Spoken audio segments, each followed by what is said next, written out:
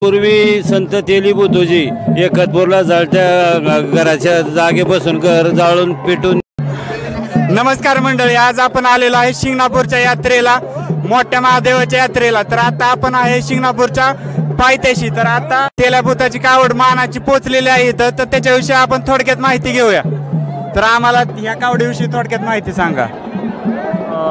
अनादी काळापासून तेल्याभूतेच्या कावडीची मुंगी घाटात जाण्याची परंपरा वर्षानुवर्ष चालू आहे. ती आजपर्यंत चालूच राहणार आहे. कधीपासून चालू आहे? साधारण शिवकालीनच आहे. 1324 पासूनचा हा इतिहास आहे. पंचक्रोशी मध्ये कोणती कोणती गाव आहेत? खळद, खानवडी, एकतपूर, मंजवडी, कुंभारवळण.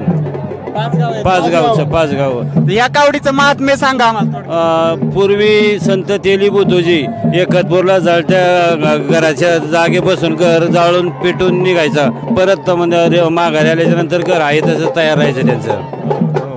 तर आता आपल्या कावडीमध्ये किती लोक आहेत? 7-8 हजार आहेत साधारण. 7-8 हजार. तर आता येताना तुम्हाला कसं वाटलं? आला काय नाही, 2 वर्ष यात्रा झाली नाही त्याच्यामुळं भाविक उत्साह एवढा आहे. एक नंबर. 2 वर्षापासून 5 पट माणसं जास्त आहेत. या वर्षी गर्दी जास्त आहे. जास्त गर्दी.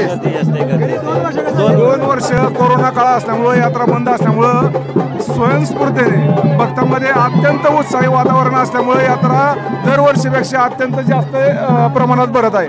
या वर्षी म्हणजे आनंद खूप आहे. हो. गर्दी पण सर्वत्र भरपूर 2 वर्षाचा गॅप पडल्यामुळे डबल पब्लिक आहे. डबल. अजून कोणाला काय सांगायचं की?